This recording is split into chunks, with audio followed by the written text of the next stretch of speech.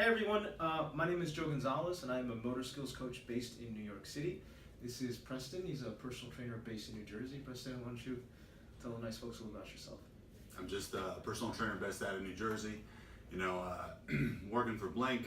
Been around the block, been heavy in the high school era. Kind of did everything wrong for a while, and then just got really in depth with strength and conditioning, exercise science. Eventually, just noticed there are a couple guys in New York looking at this PRI stuff. Became really intrigued with that, and that led me to have a session with Joe at one point, and now we're here about 2 months later. Yeah, cool. Yeah, so for it's really good that you brought that up. So for referencing, a lot of the stuff that I will be talking about will be in reference to concepts as taught by the Posture Restoration Institute, and then my lens is heavily influenced by my mentor, Mike Zhao.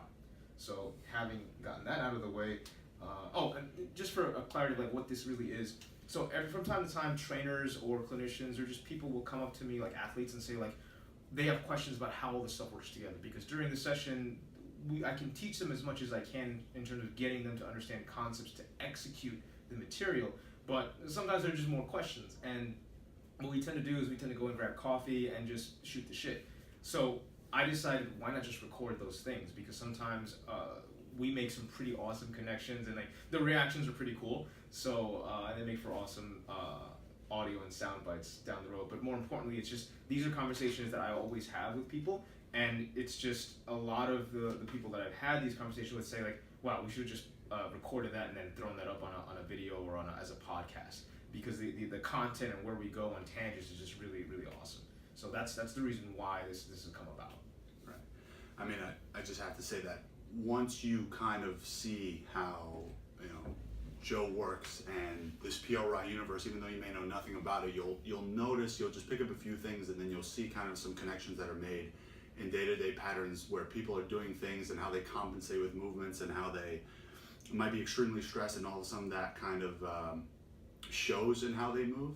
And you may still not really know anything about PRI, but those little conversations that I have with Joe or whoever in that PRI universe already have affected my practice and just the way I view things. So I just know there's something there, and it really intrigues me every time I have a chance to talk to Joe. It helps out a lot. Cool, awesome, thank you. So, right, usually it's just I kind of free flow, but I decided today let me actually write some stuff down to keep this kind of productive. And I just thought of things that I know you're gonna be interested in talking about. So I know that when one of your posts you mentioned a muscle in the eye that was 400 times stronger than it needed to be to do its function. All right, correct me if I'm wrong, something like that. And I think your relation was that there was something to do with that, and perhaps headaches and some kind of other things that are negative that come from basically you're referencing eye movements, eye exercises. I just want you to get into that a little bit. Right, sure. So the whole idea is that nothing that happens in the body can be taken in an isolated lens, right? So people that have shoulder issues, it's generally not shoulder issues. They have trouble managing rib cage. They have trouble managing airflow with respiration, right? If you have hip issues, it's the same stuff, but you also have issues with being able to position the bones in your pelvis with respect to the femur, with respect to the ground, with respect to your upper body. And then that kind of continues up the chain with your neck.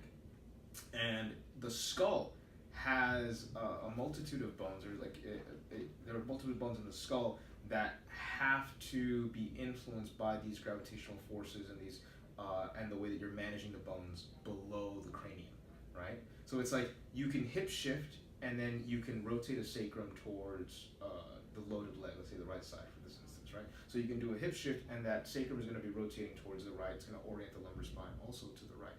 When you exhale, you close down those ribs on the right side. When you protract, you're able to kind of compound upon that pre-existing pattern. Like these are redundancies in the body that help what's going on below and above that of that chain. Because when you protract, the upper ribs are then retracted. Right. When you exhale, the lower ribs are now internally rotated. Now the whole rib cage can pull back. All right. When you do that, and then you get hamstrings and adductors to position a pelvis, now the pelvis is also posteriorly rotating and internally rotating. So now the obliques, the internal obliques, are now in an optimal position in order to transmit forces. So all of this stuff is what's happening with your sternum, with your sacrum, everything below the neck. The same thing is going to happen to the cranium as well. And one of the ways that you can influence, so these aren't the only things that influence, like if you stack up everything below the neck, you're also influencing forces in the skull. You're also influencing the ability to shift the bones around the sphenoid. And you are not shifting these bones to the same level of movement or the same degree as you're shifting, let's say, a sternum and a sacrum, because you can kind of see when it moves. It's very slight. It's a very slight thing. Like if you look at the sphenoid, there are research articles that talk about the wings of the sphenoid, because it looks like a bat or a butterfly. Right, when you flip it. Right. So the wings are so thin, right? When you have a bone that's that thin, it's not designed to like move things around with the edges of it. It's designed to kind of like flex and bend slightly. So there's some give to these bones, right? It's like a tiny sheet of paper. Right. You're not using that to kind of force movement, right? It's just kind of like it has give to it. It's allowing it to then distribute forces throughout the skull. So that sphenoid is the parallel for the sternum and the sacrum. But I feel, I mean, obviously you know this, but how do you know that that movement is occurring properly? Is it as obvious up here as it is down here? Because you can feel that sacrum. So some of the things that you're going to be able to observe is feedback from the individual. So sometimes they will feel a lack of pressure, or they will feel certain muscles around the base of their skull. For me, whenever I get that repositioning, I can actually feel like expansion on one side of my cranium. You can actually see it with people's, with the level of their eyes. If you look at the nose as the reference frame, you can start to see like their face start to rotate, either clockwise or counterclockwise. This is something that's actually talked about a lot in the cranial course, in the cervical course for PRI. When you talk about the lower body or the upper body in that way, it sounds, okay, yeah, that makes sense. When all of a sudden you talk about the head, you sound like an insane person, because I know nothing, right? And I'm picturing like, is this guy telling me that with the right position, with the right breathing, I can notice movement in my skull? And to me, it sounds preposterous at first, but I know. Right. Right. Yeah, and it's crazy, because you look at it, and you can see pictures of before and after with people that have gone through and then have applied these techniques, these procedures. You can see people that start off with very, very narrow faces, Right.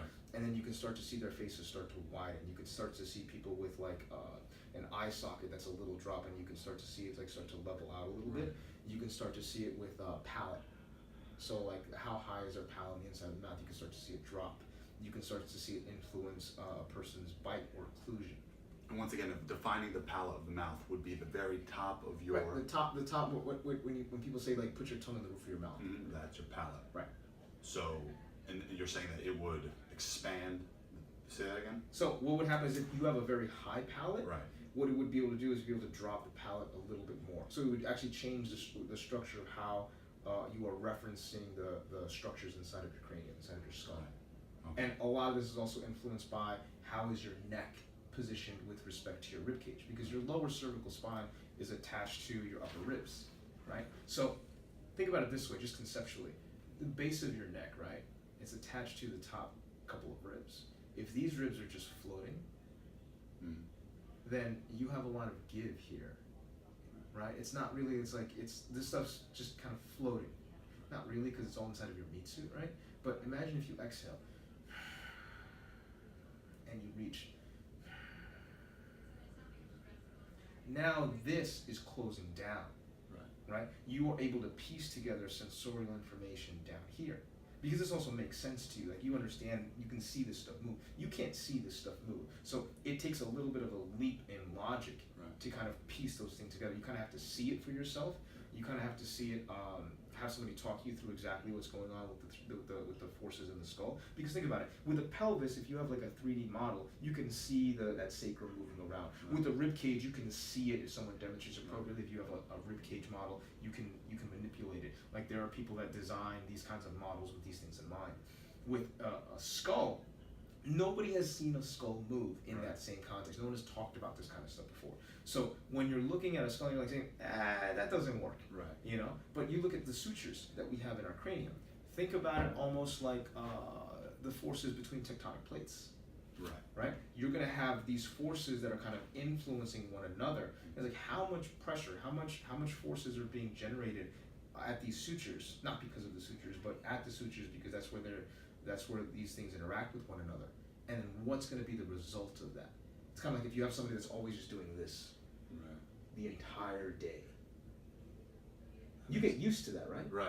You You get adapt used to it. to All of a sudden, you don't feel it anymore. Right. Right. Right. So what happens suddenly when somebody positions you and gets your eyeballs to rotate in one way, integrates that with your breathing, getting you adductors, obliques, hamstrings, that pressure. then it's going to be like that. Ooh, And then you're like, right. oh shit. Yeah. Because that's what it really comes down to is sensory awareness, perception, right? People talk about corrective exercises, you have weak glutes, you use your core, whatever. But you got to think about how we interpret movement. Like Mike talked about this in his recent YouTube episode with prediction models, right? Because we don't ever experience anything in real time. So our cerebellum helps us deal with this phenomenon by creating prediction models. So anything that we relate to in our environment, like another person, a movement, this object, when we pay attention to something, we've already started crafting these prediction models. And they keep getting updated with more and more exposure to different things. Right?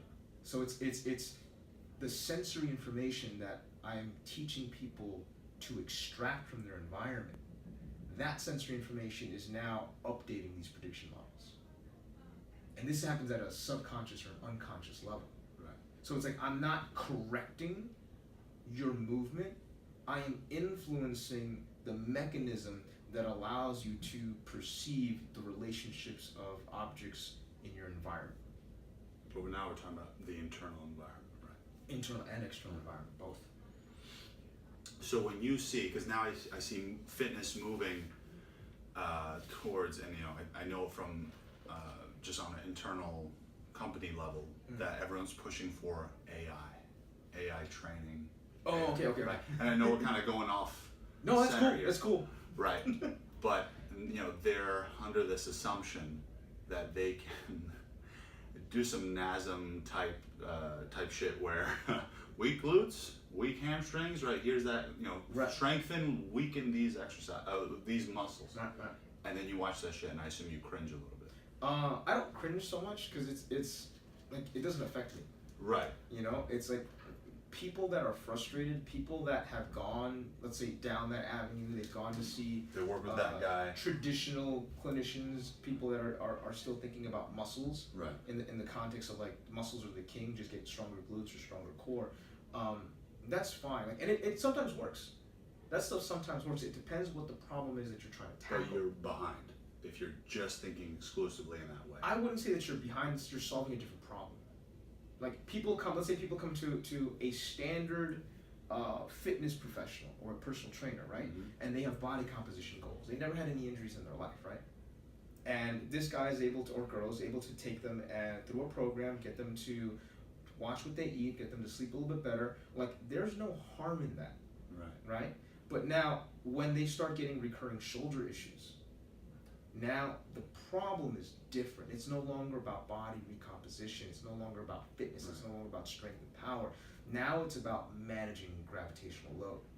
Because any kind of like knee or shoulder or back issues is just a mismanagement or a lack of being able to acquire sufficient data for these prediction models.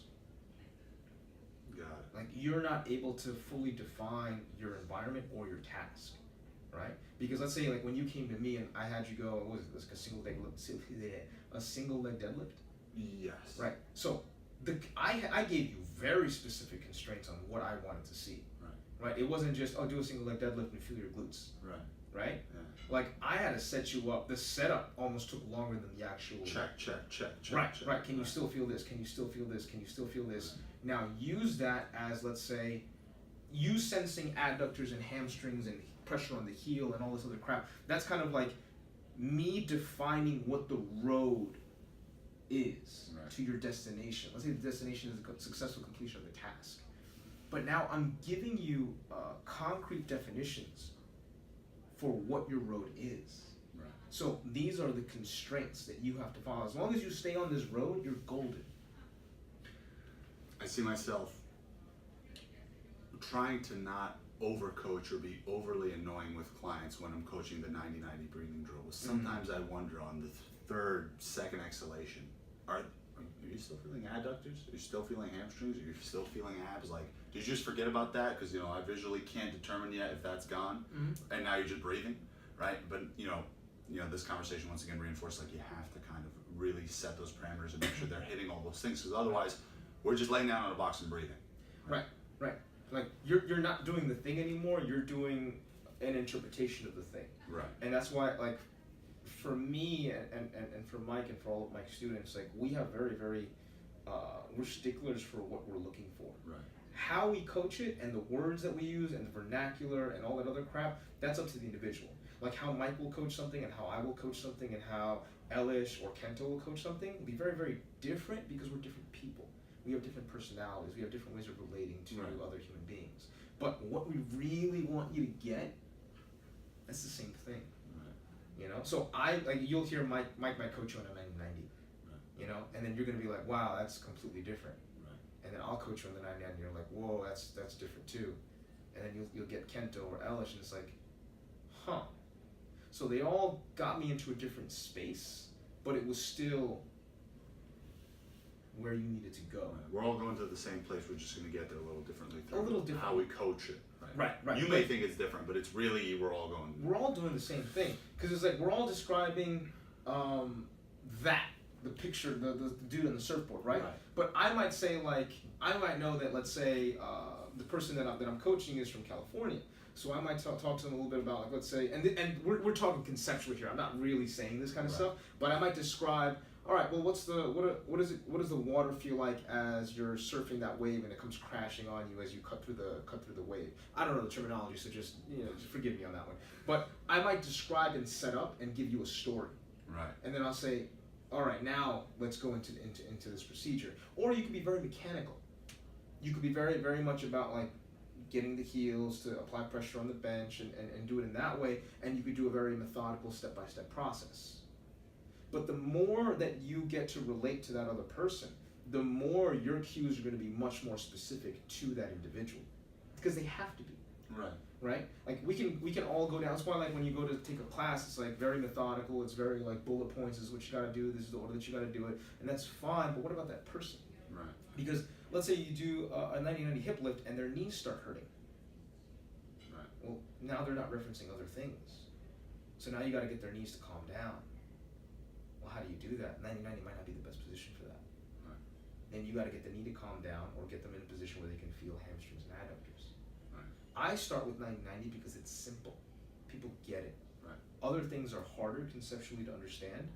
Right, like when we did that side-lying, right. What do you call that drill? The side-lying adductor pullback. Right, that one. If I just threw that to one of my oldest clients, he'd be like, "What the hell happened to our training? What the hell is this?" Right. But I was just rolling around, and then our adductors would blow up. Right. But no, you're right. I came in, So I know you drink coffee all the time. Yes. Too much. Right, too much. Right, too much. So, we use. I think the word is what? Exergenic. We use caffeine pre-workout, right? It's become more prominent now that before training you need to kind of get amped up, or use some kind of not exergenic, energenic aid, some kind of just supplement to kind of get in the zone. But does that exacerbate? Does that kind of lead to shittier positions most of the time? It depends on the person. It depends on the person. So let's say me a year ago, right? Mm-hmm. I had like coffee before my session with Mike Mm-hmm. earlier this morning where he was training me, Okay. and this is my second and my last cup of coffee. Excellent. But the idea is that if you overstimulate yourself, right? You are unable, or you make it harder for yourself to reference your body. If you overstimulate yourself. You overstimulate yourself. So if you blast loud music, because what are you doing essentially? You're doing it to get you amped up. Right. You're getting it to get into a certain mind state of like crushing the workout, right? But what I've always said, particularly in the last 3 years, is that every exercise that you do should be an exploration in data acquisition. Okay. I laugh because I picture just the average trainee that doesn't think about that, at all. And nobody should. Like, I mean, these aren't words that I'm saying to people as Right. I'm in session. Like, I don't even know the words that I was using when I was talking to you, when I was coaching you through some of these unilateral movements. I said, do you feel, like, it literally comes out, team, you feel this? Okay, do more of this. Okay, drop this more. Okay, more. You know, Right. and then I could screw with you a little bit because I had an idea for your personality and how you were, and I would say like, all right, you know, you can start exhaling any day now. Yeah. You know, I was screwing with you a little bit Right. to get you to understand like, I need more. You need more. I'm having trouble coaching that. Actually, it's like every time, like, no, like, empty, right? And they're like, right. I'm like, no, more, Right. more than that. And that also comes down to familiarity with what you're asking, Right. because when you can actually do it, you have much more confidence in what you're coaching. Right. So like in the beginning, when I was trying to get people to exhale fully, I was like, more, no more. It was kind of like I was getting frustrated, like, Right. more exhale. What are you Empty. doing? Is that Yeah. And there was nothing, right? But now that I can consistently feel what it's like to get an exhale, like I know when I don't Right. have obliques, I know when it's like when I'm missing something, and then I can see it, and I'm like, no. You're about half. Right. And when I say that, like the sentiment behind that is like, okay, that exhale that you just did, that was about half. Right. Versus me saying, okay, now do it again, I want more. Right. Like, more. What's more? This Like- is it. No, you don't know what it is. Right. But it's also like, if you're kind of like, almost like you're pleading with them, like, can you please give me more? Yeah. Whereas, no, you need to give me a lot more. Right. It's very different because now you also understand what it is that you're looking for. It's amazing how uncomfortable someone can get after that hip lift drill, and how they will hate it more than split squats, than any exercise you have planned later. That might be super excruciating. We're talking 20 rep sets, but what they don't want to do is the breathing drill, right? Right. And it's, I mean, obviously there's some buy-in eventually, but like at first there's like, ooh, like this, I really, and you know, there's one client, we talked about this maybe a month or two ago. It's like, I just noticed during our first kind of complimentary session, we're just getting to know each other, breathing through the mouth, like no nose stuff going on at all. None. And I was like, man, girl, we need to do this drill. We need to like check out what's going on here. Right. And that was like easily the most uncomfortable thing she's ever done in her life. Like, I mean, within reason. I'm not trying, my goal isn't to make her feel like she's dying. Right. But just to kind of expose her to things that like she probably is not completely unaware of, because constantly it's just like really short, choppy breaths out. Right. So I was like, man, I'm thinking that you're going to gain a lot from this drill, just because I think how you are 99% of the time is nothing like that. Right. Well, what you're doing is you're essentially getting them to change. You're getting them to change and appreciate a completely different mechanism for respiration. So you're also only allowing them to reference themselves. Like if you go do a split squat, if you have them do anything with weight, you're Right. giving them an external reference. Like it's familiar. Right. Like we reference ourselves with our surroundings, with the people around us, and as we over-reference ourselves, over-reference other people, over-reference other things. But with that drill, with a lot of what are commonly known as resets, you just have yourself. And then if there's a gap in your ability to perceive things, that's going to be frustrating. Right, because there is no, that load at least is familiar. Like, you know, sometimes someone may not be able to squat, you hand them a lightweight, but it gives them some stability and their squat looks better, even though, Right. in a weird way, you know, it got harder, but it got easier. Right. Right, but really it's just they were more comfortable rather than just their body weight, because they have no idea what to do with it. Right. Got it. So I'm sorry, we got off the caffeine. Caffeine thing, right? So when you take in too much of the caffeine, or when you take in too many stimulants, or when you get yourself into this amped up mental state, you are taking yourself out of being able to reference yourself. Right. Because now it's like the idea generally is that you're going to overcome this workout, you're going to crush the weights, you're going to just dominate whatever's in front of you. You're going to impose yourself on these inanimate objects, right? Right. Rather than having a working relationship with these tools. Could you be just as good, just as powerful in your training session, just as strong without the aid of this, if you were in tune with yourself enough? Absolutely. Absolutely. Absolutely. It's gonna be a lot harder. A lot harder. It's gonna be a lot harder, and if you're someone that's used to using, let's say, extension as your primary mechanism for managing gravity, Right. like super arching, Right. flaring out the ribs, Like 10 reps in, all of a sudden you got a nice U back there. Right. If that's your primary mechanism, getting yourself to come back down and relearn how to manage load, that's gonna be very frustrating. Like I had a few clients that were like their primary goal was like hypertrophy, Right. and I had to completely knock this dude's working weights all the way down. Right, and he's like, what the hell is this? I used to squat like 300 pounds. I don't do it this way. Right. Well, that one dude, I think he didn't deadlift. He squatted, but he didn't deadlift because he had like back issues. And you're like, So oh, here we go. it was interesting because he trusted me, but he didn't like it. Yeah. Because he had the pain walking in, like neck, shoulder, lumbar stuff, and I'm like, look, what you want requires an excessive amount of volume, right? Just hypertrophy requires volume, right? So right now you are incapable of managing that volume that you need to acquire your goals. Mm-hmm. So what I want to do is I want to bring you up to speed so that you can manage that load, manage that volume. Because if you can manage it, then you can keep doing it. It's about the consistency. So dropping down the volume substantially, relearning the movements, doing them for him an uncomfortable way at first, and then ramping up the volume. Because if you listen to his request, you just up the volume, the patterns are worse, the movements are worse, but like now he's getting jacked, there's a massive consequence. Right. Because that might work for a while. Right. Like you said, like we have Band-Aids. Right. And then until something else hits the fan. I asked about, I feel like a lot of trainers that were coming up in the past 5 years fell into this powerlifter zeitgeist where everyone's bench squatting and deadlifting. And, in reference to the way that powerlifting is done, I remember you said, yeah, that works, until it doesn't. Yeah. Right. Yeah. And I think you could apply that to any, now I realize just bilateral, bodybuilder style, super big arch during the press, kind of like excessive ranges of motion that put you in extension. And then in the short term, you're getting jacked. In the long term, I guess you tell me, what are the consequences besides obvious injury? It depends. It depends on the person. Like I know people that can hold on to their obliques, hold on to sensorial information, and still get into that arch position.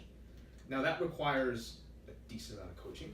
Right. That's not where I haven't worked with anyone that required that. Mm-hmm. I know that I have friends and colleagues that have worked extensively with powerlifters using this kind of lens.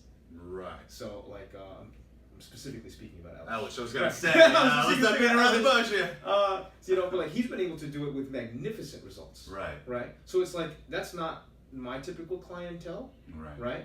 But it's I've seen it work for him.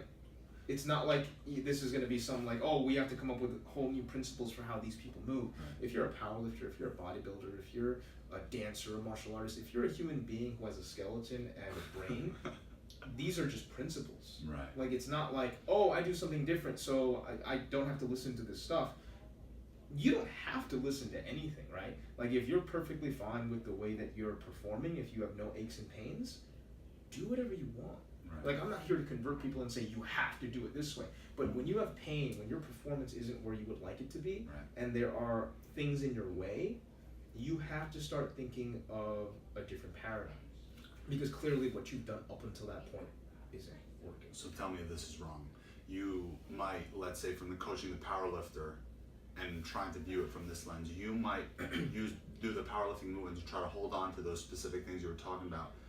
But also, female powerlifters are notorious for having a nail or severely big arches for advantageous purposes. So you hold on to the things that you want for optimal movement as much as possible, but within the ranges of powerlifting. And then the accessory movements maybe are now you're driving volume, but you're in really good positions, right? Because yeah. So in the conversations that I've had with Elish in terms of just picking his brain for powerlifters, because this was the stuff that was on my mind a year or so ago, and I was how do you manage that? Because of course there's certain things that the sport requires, and there's certain things because I've seen him, and when he's doing his squats, Elish is a strong dude, right?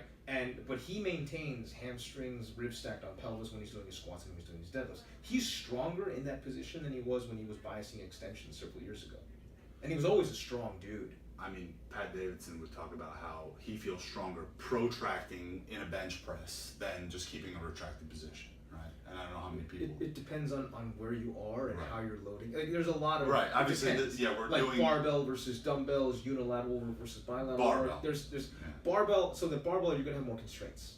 Right. When you're doing unilateral movements and when you have a dumbbell, you're able to more bias the redundancies that are inherent to your body. When you are stacking onto bilateral lifts, you aren't able to do that as cleanly. I know when I was speaking with Elish in terms of programming, a lot of it was, you focus on the main power lifts, for the sport, obviously your bench press, your deadlift, your squat, and then he said, but the majority of the volume that he was having people do, back then at least, was in unilateral work. Yeah. It was almost exclusively unilateral. I noticed that because, I mean, you're going to win the long game because injuries will hopefully kind of stay away for long, as opposed to just, all right, here's squat variation that's very similar to this, do Right. way more of it. Right. That's probably going to be really sucky a year in. Yeah. It just, already in my mind I'm thinking about how I could just kind of change the programming for my clients for the better. And Right. and I don't know why. It's like I knew this information, but this conversation just makes it obvious, makes it blatantly obvious. Because you're thinking about all of these things, and sometimes it's the same thing. Like I was talking with. I'm sorry. Can I just say that Yeah. I love that I thought for a second we wouldn't have enough shit to talk about. All right, this might as well just. But I said I was like, man, I can't have dead air. Anyway, It doesn't. Even if we have dead air, Yeah.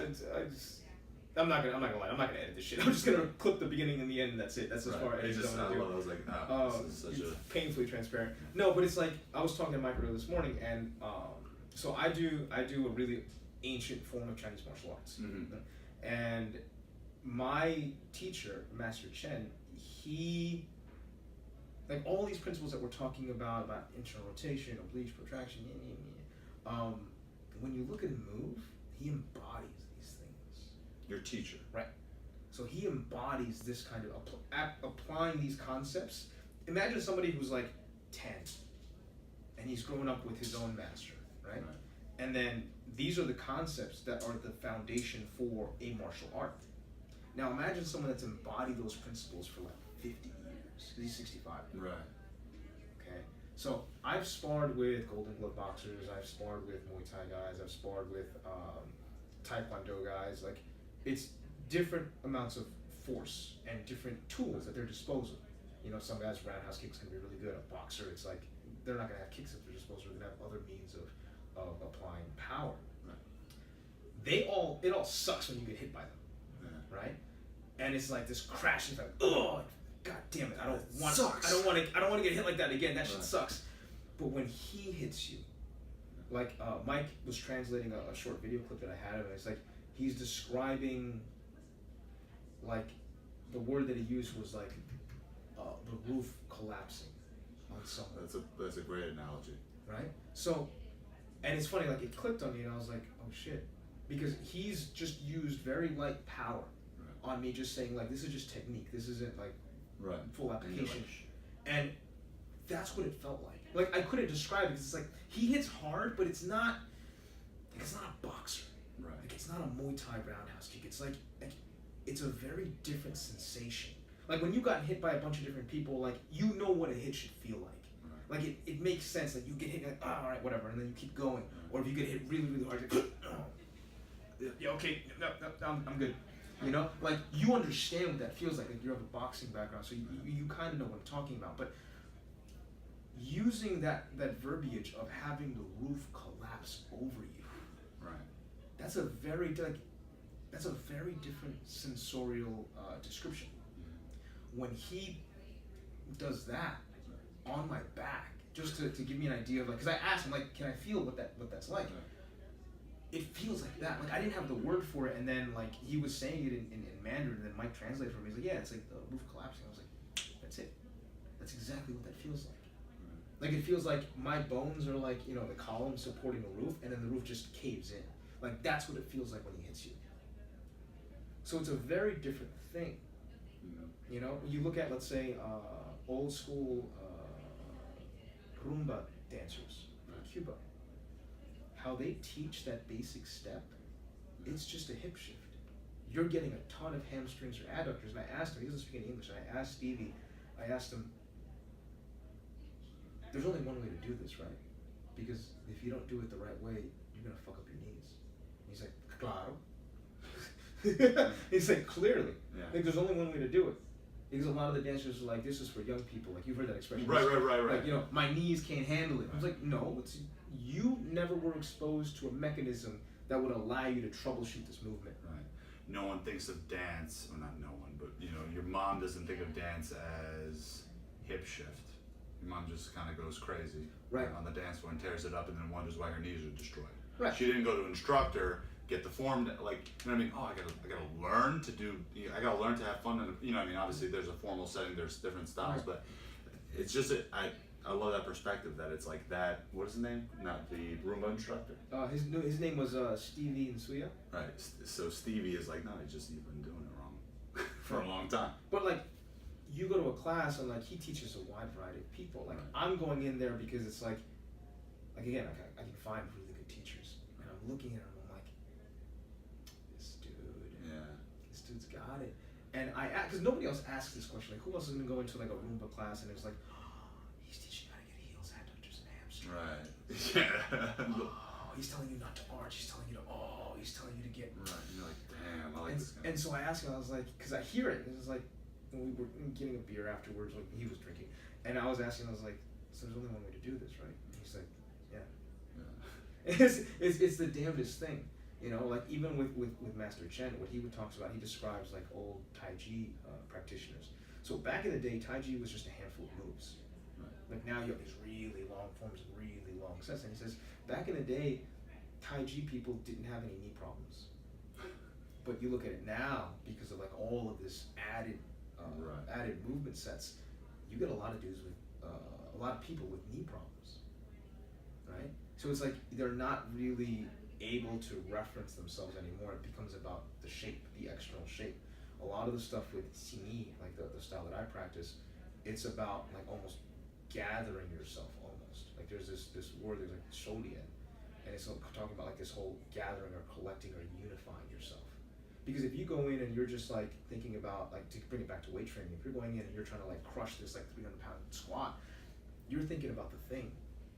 Like immediately you're thinking about you're imposing your will on this inanimate object because you're gonna crush the weight, right? Right.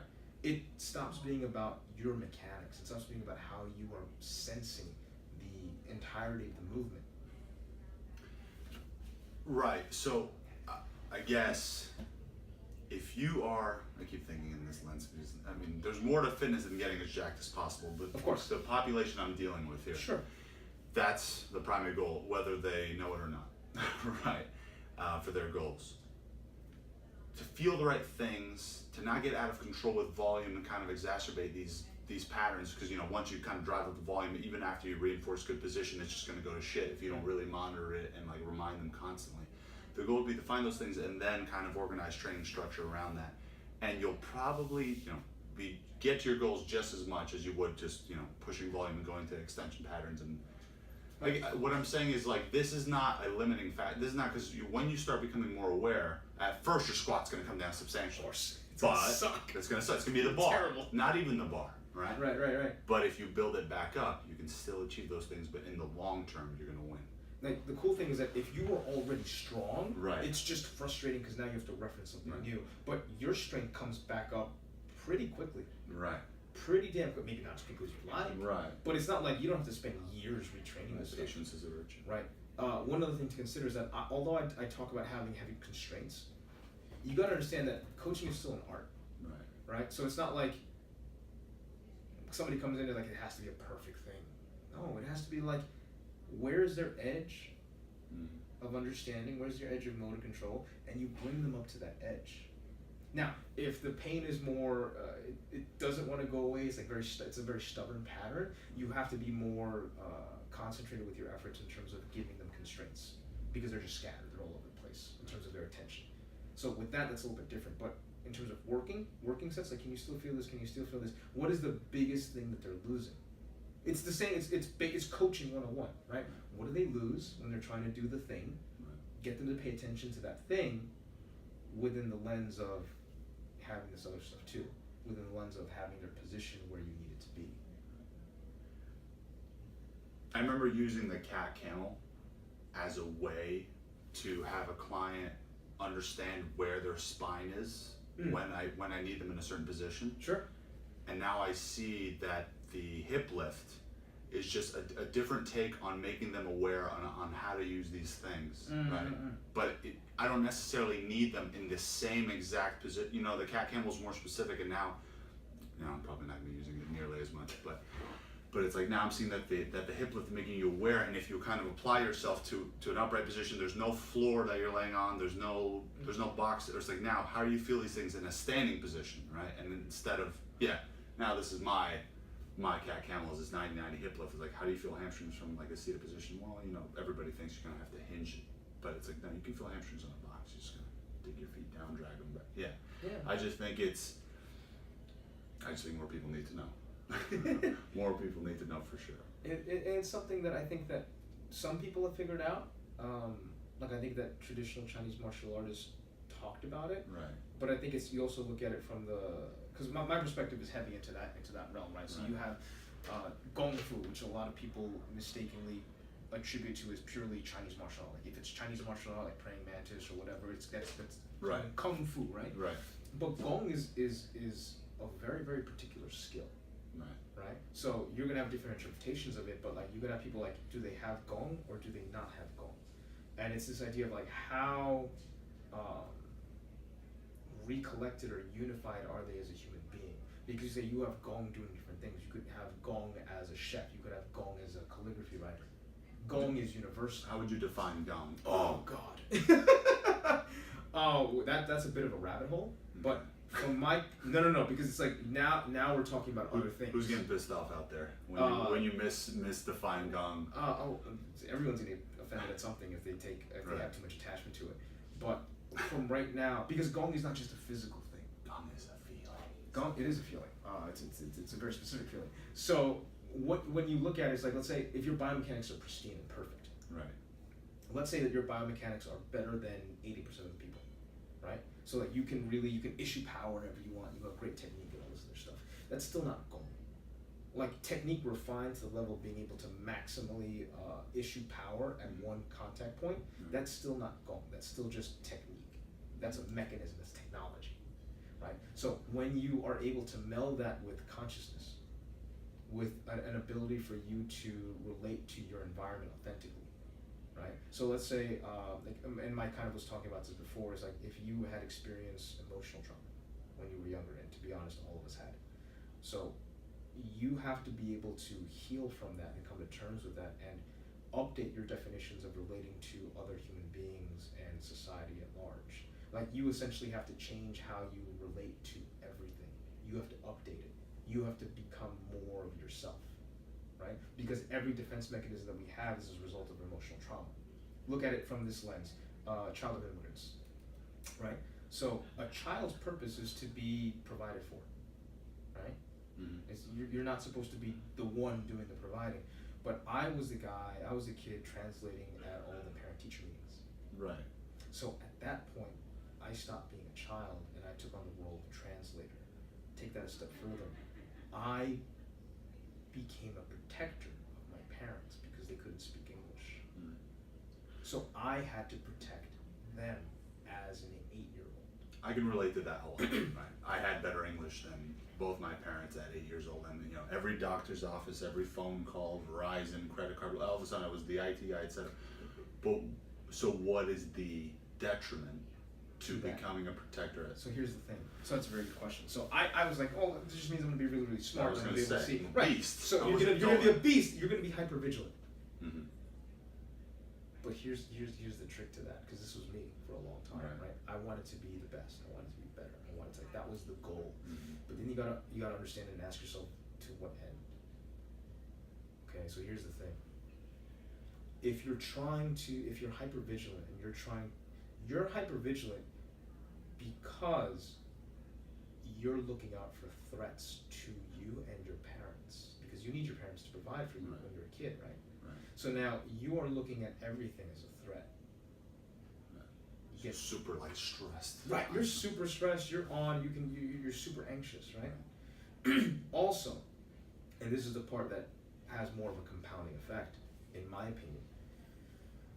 When you do that, you are looking at being able to provide for your parents in this role as whatever, let's say an interpreter, right? So then you come to understand that your value is predicated upon what you have to offer, your skill set.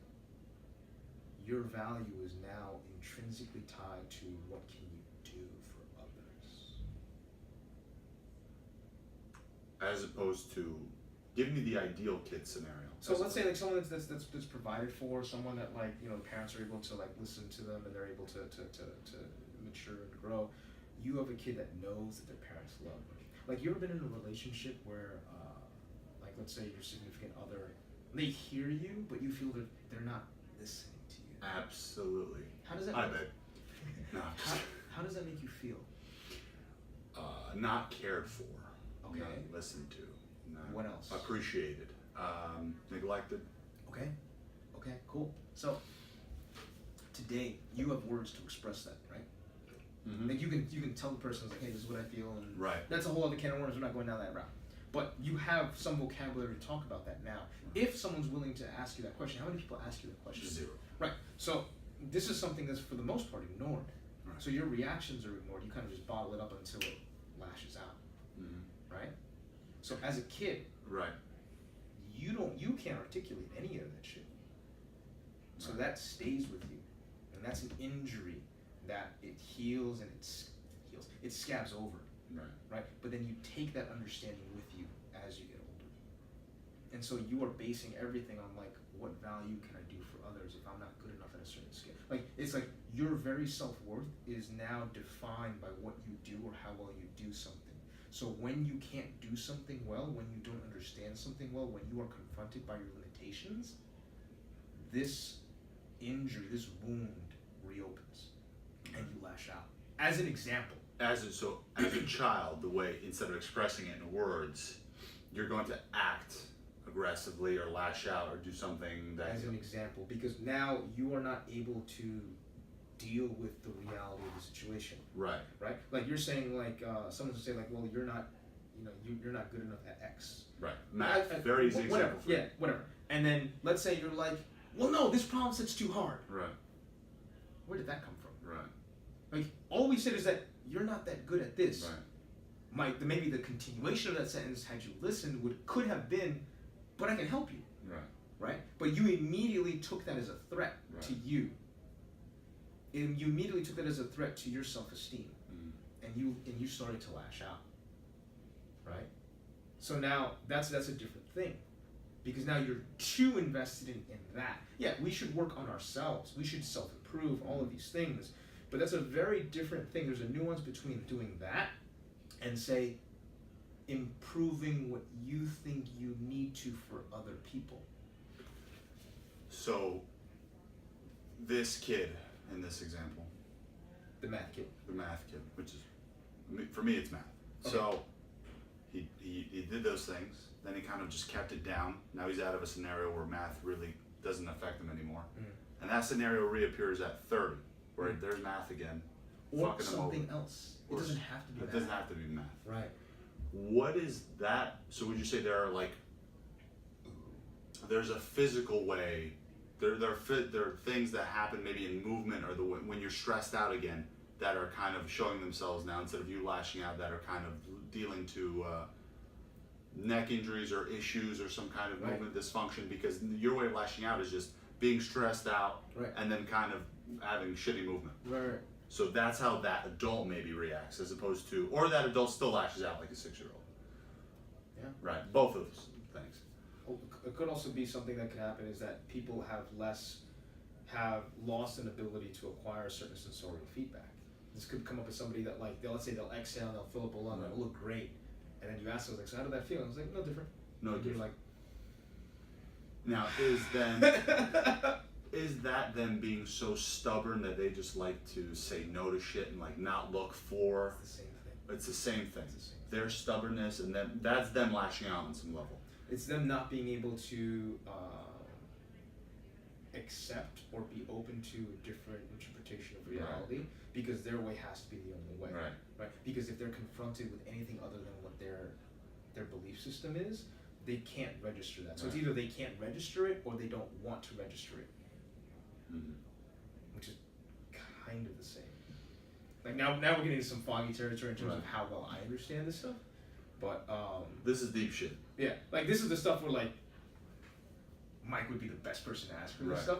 But given my own experience, given my own journey, this is what I've been able to piece together, and what I've been able to observe with a lot of my clientele. Like this is why I would say like the biomechanics. Right. That is the easiest shit in That's the world. surface. That's so surface, because the biomechanics, when you start to feel, Right. when you start to be able to acquire some of the sensorial information, you start knocking on the door of your subconscious. Mm-hmm. Because now you're getting brand new inputs that you've ignored for the entirety of your life.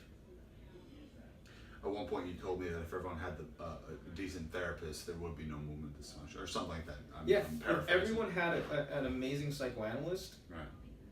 90% of the coaches on planet Earth would be out of a job. And then I think about, lost my train of thought, psychoanalyst, movement. This is why the notebook would have been This is the handy. Notebook. See, for the theatrics, just Right, exactly. What were we talking about? Sorry, go ahead. Just you were saying psychoanalyst. What I'm saying is I feel like I had a great childhood, Mm-hmm. but I feel like I'm kind of masking some of the traumas that are there So, by saying that. Right. so I'll use my own example. Like, my parents loved me Right. unconditionally. Like, my mom loved me and she let me know. Right. Right? My dad supported me a lot. But just based off the story that I just gave you, Mm-hmm. willingness and wanting to help and wanting to love and wanting to nurture does not equal the corresponding skill set. Right. Right? One, language. Right? Yeah. Like, they didn't have the language competency to guide me through my education. Right. Like, they knew that they couldn't help me with English homework. Right. They couldn't help me with science. Right. So what did my mom do when I was getting into kindergarten? She had me memorize the multiplication tables up to the 12 times 12, because she was like, I can't help you with a lot of this stuff, but I can help you with this. Right. So she went to the extreme, because 12 times 12, I think you didn't have to cover. I didn't have to cover it. But the point stands that she's like, she was very aware of her limitations. Right. Right? She doubled down on what she could do. Right. But then that still means that there's a lot of stuff that I couldn't turn to my parents for help Right. with. So it's like, that's just at a language level. Right. Viewing trauma in a different light.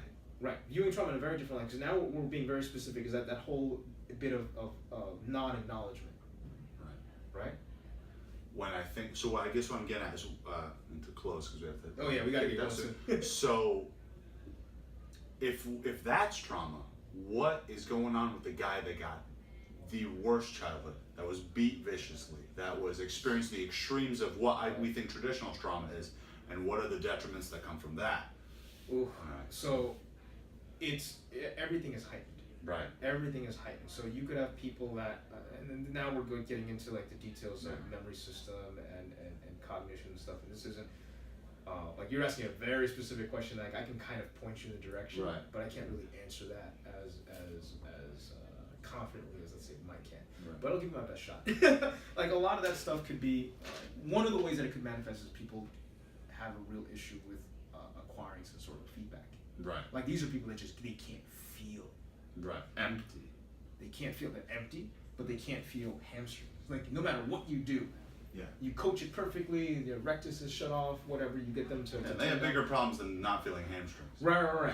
So it's like, now that's a point where seeing us is great. Right. But that's the point where I'm like, all right, you may want to go see someone else first, Right. or concurrently with me, because at that point that's some stuff like, I'm not trained to handle that stuff. Yeah. You know, like, you got to be ready to handle like the fallout for wading into those waters. Yeah. You know, what I do is I can kind of poke the bear if the bear isn't that big. Yeah. You know, but it's like that's some other stuff. Like, you have to be able to manage that, and that's something that as movement professionals, that's not our lane.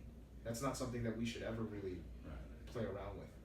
I wasn't even talking about movement yet. I can't even imagine what would happen, but I saw the frustration on this person's face when they couldn't feel this thing, and they felt kind of and I was poking the bear as you're describing, because sometimes I feel the need to be a little bit aggressive with what I want from my client, right? Mm-hmm. Not to constantly baby and then just circle around the problem for like months on end. Why don't we just kind of, this is how you need to do it. Right.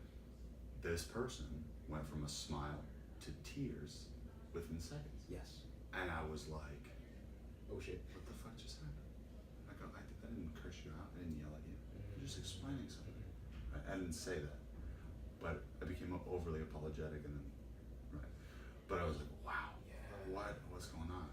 And it was a real, like, it was a career learning experience. I was like, man, okay, I gotta completely change the way I do shit. So that will happen, let's say, with people like more on the spectrum that I tend to work with. So sometimes you'll get someone, and I remember one of the people where I was just coaching them on a 90, and I just got their rectus to shut off. So I've always been very intuitive, and I've learned to embrace that in the past couple of months. Right. And I told this person, I said, I was almost talking to their body and not necessarily a cerebellum, and I was kind of like, you can let this go. Right. This doesn't have to work so hard anymore. That's all I said. And tears started rolling down her eyes. And it was one of those moments where I was like, oh, okay, we hit something here. Right. It was gonna be good. You know, like it's now they're able to process things that they didn't know were there before, or they didn't want to face before. Right. Because sensorial input is kind of like I said before, it's like you're knocking on the door. Right. Where are the tears coming from? The fact that this is associated with some kind of trauma and those things. That you don't know, because Right. you don't know where these triggers are. What you're doing is you're exposing them to other stuff. You're exposing them to now new information, and now that new information is being integrated to other things. So like at that point, it's like you don't know what's going on, because maybe now what the strategies that they were using beforehand was their strategies for not dealing with that stuff. Extension. Okay. Gotcha. Like, because now extension is like when you're terrified, when you're scared, when you're trying to survive, you're gonna go into extension patterns, right? Yeah. That's your high threshold strategy for trying to deal with those kinds of things. So what you're doing now is you're saying, hey, you don't need this anymore. There's a different way to manage stuff. So now you're opening the door for a whole other lane of experiences. And that's kind of what's going on. Like I'm not completely, I can't give you concrete answers onto that one, but that's pretty much what you're doing. Is you're saying, okay, this stuff, we're not allowing you to cheat with these mechanisms anymore. So we're taking this stuff away, and we're opening the door to this other stuff. And now you're kind of like rattling the cage a little bit, saying like, all right, well, we got to see what else comes out. That's why when that stuff happens, it's like, well, freeze. Yeah. That's like, remember we talked about before we started recording the bubble. Right. Like when I'm coaching someone, like my attention is completely on that person. There might be trainers around us, weights, whatever, but if that happens, that bubble gets even more magnified. Sorry, people are poking in here, FYI. That's fine. So so when that happens, let's say that happens, like now as undivided as my attention was before, it's magnified now. When for example the tears happen. Because that person needs to feel safety. Right? Now it's like right. You can't just, because you're uncomfortable with that, you can't just brush that off and disacknowledge that. Oh, great. Yeah, exactly. That's terrible. Right, that'd be. Yeah. That's horrible. Right. You're like, what's no. You open that can of worms. Right. So that's why, like, what I tell a lot of people is like, if you're going down this rabbit hole, you have to do a lot of work on yourself. Right. Like that's incredibly important. And I think are they kicking us out? Something like that. I know a woman. Okay. So that's it for today, because I actually have to go to Nimble Fitness and do a workshop. So I'll see you guys next time. Thanks for watching the entirety of this conversation, and I'll catch you guys next time.